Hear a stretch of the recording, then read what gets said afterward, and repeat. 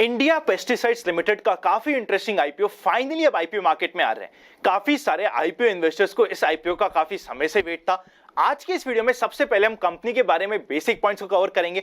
Second, किस valuations पे IPO आने की कोशिश कर रहा है, फाइनेंशियल्स क्या है, पीयर कंपटीशन क्या है, हर एक पॉइंट को डिटेल में कवर करेंगे। और थर्ड, आईपीओ के रिलेटेड इंपॉर्टेंट डेट्स कवर करेंगे। फाइनली मेरा personal opinion clear cut words में क्या है इस आईपीओ के बारे में, उसे भी कवर करेंगे। मेरा नाम है Anant Ladda, CFA CA CFP LLB. अगर अभी तक आप open for all free Telegram का पार्ट नहीं बने, सीधा टेलीग्राम पे जाइएगा, इन्वेस्ट आज पर सर्च करिएगा, आपको ये चैनल मिल जाएगा।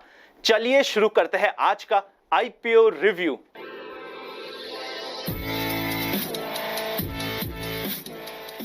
सबसे पहले कंपनी के बारे में बेसिक पॉइंट्स को कवर करते हैं। 1984 में कंपनी इनकॉर्पोरेट हुई थी। इंडिया की one of the leading agrochemical companies में से ये एक हो चुकी है। इस कंपनी के दो मेन प्रोजेक्ट्स होते हैं, दो मेन काम होते हैं। सबसे पहला होता है टेक्निकल्स बनाना, सेकंड होता है काफी सारे फॉर्मुलेशंस बनाना। अगर इन दोनों पर्टिकुलर मार्केट की बात करें ना, टेक्निकल्स का मार्केट आउट ऑफ इंडिया का है, मतलब मेजॉरिटी जो भी ये टेक्निकल्स बनाते हैं उन्हें एक्सपोर्ट करते हैं। फॉर्मुलेशंस का मार्केट इंडिया में ही डोमेस्टिक इस कंपनी को मिलने वाला है। ये कंपनी मैन्युफैक्चर करती है हर्बिसाइड्स को, फंगिसाइड टेक्निकल्स को और एपीआईस को। वैसे भी एपीआई की काफी सारी कंपनीज ऑलरेडी हमारे रडार पे रहती है। उसी के साथ साथ बात करी जाए, काफी सारे टेक्निकल्स ऐसे हैं जो ये कंपनी खुद ही बनाती है। इनके अलावा और कोई सेकंड कंपटीशन ही मार्केट में नहीं है। इनके मेजॉरिटी टेक्निकल्स 20 कंट्रीज में एक्सपोर्ट होते हैं, चाहे वो ऑस्ट्रेलिया हो, एशिया हो, अफ्रीका हो, यूरोपियन कंट्रीज हो। यहां पे काफी सारे टेक्निकल्स एक्सपोर्ट होते हैं और टेक्निकल्स के टोटल रेवेन्यू में से 62% पार्ट एक्सपोर्ट से ही आता है। और अगर फॉर्मुलेशंस की बात करें, जैसे कि हमने ऑलरेडी कवर किया, फॉर्मुलेशंस का मेजॉरिटी मार्केट इंडिया में ही है। काफी सारे इंडियन प्लेयर्स इनको सपोर्ट करते हैं, जैसे कि इनके काफी सारे कस्टमर्स हैं, चाहे वो यूपीएल हो या फिर सिंथेटिक एशिया लिमिटेड हो। इस तरीके से काफी सारे डोमेस्टिक कस्टमर्स इनके पास ऑलरेडी है। आज के दिन कंपनी के पास दो मैन्युफैक्चरिंग यूनिट है और टोटल इंस्टॉल्ड कैपेसिटी की बात करें, 19,500 एमटी से ज्यादा एग्रोकेमिकल्स बनाने की मैन्युफैक्चरिंग यूनिट्स है और 6,500 एमटी से ज्यादा फॉर्मुलेशंस कंपनी आज के दिन बना सकती है। चलिए अब सबसे पहले कंपनी की कॉम्पिटिटिव स्ट्रेंथ्स, पॉजिटिव्स को कवर कर लेते हैं। सबसे पहला positive, company one of the global leading player में से एक है। सेकंड पॉजिटिव, कंपनी के पास प्रोडक्ट्स बहुत सारे, काफी सारी डाइवर्सिटी ऑफ प्रोडक्ट्स है। थर्ड, कंपनी का मार्केट सिर्फ इंडिया में नहीं है, आउट ऑफ इंडिया भी है। फोर्थ, बहुत ही बेहतरीन, मतलब बेहतर से बेहतरीन फाइनेंशियल रिकॉर्ड्स है। और फिफ्थ पॉइंट आता है, काफी अच्छी रिसर्च एंड डेवलपमेंट की कैपेसिटीज कंपनी के पास ऑलरेडी है, जिसकी वजह से कंपनी रेगुलरली कुछ ना कुछ नए प्रोडक्ट मार्केट में लाती रहती है। अगर प्रमोटर ग्रुप की बात करी जाए तो सबसे पहले प्रमोटर होने वाले हैं आनंद अग्रवाल जी और सेकेंड प्रमोटर है एएसए फैमिली ट्रस्ट। अब चलते हैं सबसे पहले फाइनेंशियल्स के ऊपर, जहां पे काफी कुछ इंटरेस्टिंग है हमारे लिए। अगर टोटल एसेट्स की बात करें तो 2019 में 3100 मिलियन के टोटल एसेट्स थे और 2021 में 3 ही साल में 5100 मिलियन के आसपास एसेट्स कंपनी के पहुंच चुके हैं। काफी अच्छी ग्रोइंग रेट ऑफ एसेट्स हम इसे बोल सकते हैं।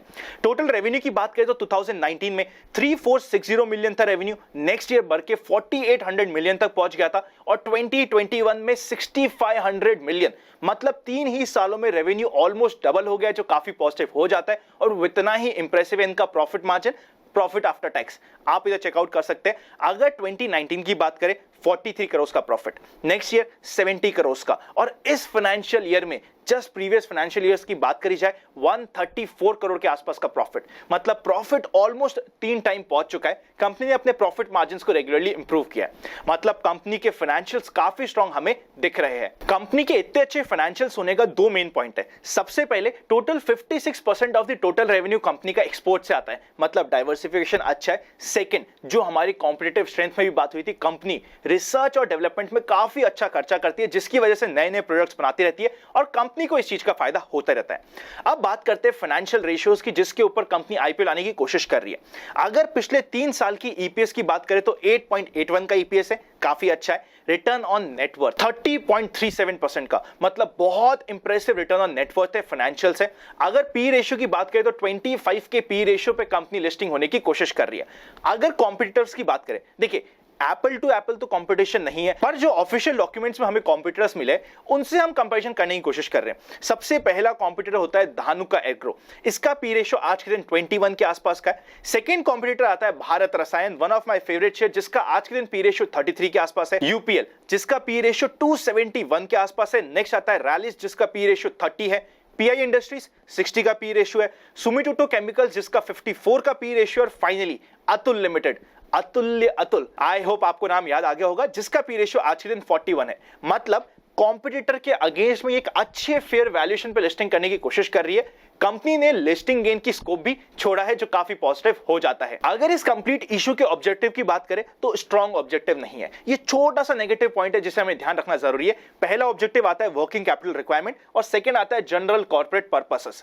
अब कर लेते हैं इंपॉर्टेंट आईपीओ डेट्स के बारे में। आईपीओ ओपन होने वाला है 23 ऑफ जून को, क्लोज होगा 25 ऑफ जून को। अगर हमें अप्लाई करना है लास्ट दिन 12 बजे से पहले अप्लाई कर दे तो बेटर हो जाता है। अलॉटमेंट डिसाइड होगा 30 ऑफ जून को। फर्स्ट से रिफंड स्टार्ट हो जाएंगे। कई बार रिफंड मिलने में 2-3 दिन की देरी हो जाए तो टेंशन मत लीजिएगा। शेयर्स हमें मिलेंगे 2 ऑफ जुलाई को और फाइनली लिस्टिंग होने वाली है 5 ऑफ जुलाई को। अगर हम पर लॉट की बात करें तो 50 शेयर्स का एक लॉट होगा, 14,800 का एक लॉट होने वाला है। एक लॉट से ज्यादा अप्लाई करने का इसमें कोई भी यूज नहीं है। ऑलमोस्ट 1,90,000 एप्लीकेशंस आते ही ये कंप्लीट इशू एक बार सब्सक्राइब हो जाएगा। मतलब ये इशू आराम से 10 टाइम के आसपास रिटेल कैटेगरी में सब्सक्राइब हो जाए तो हमें कोई भी सरप्राइज नहीं होगा। अगर टोटल साइज की बात करें तो रफली 800 करोड़ का आईपीओ है, जिसमें से 100 करोड़ का फ्रेश इशू है और 700 करोड़ का ऑफर फॉर सेल होने वाला है।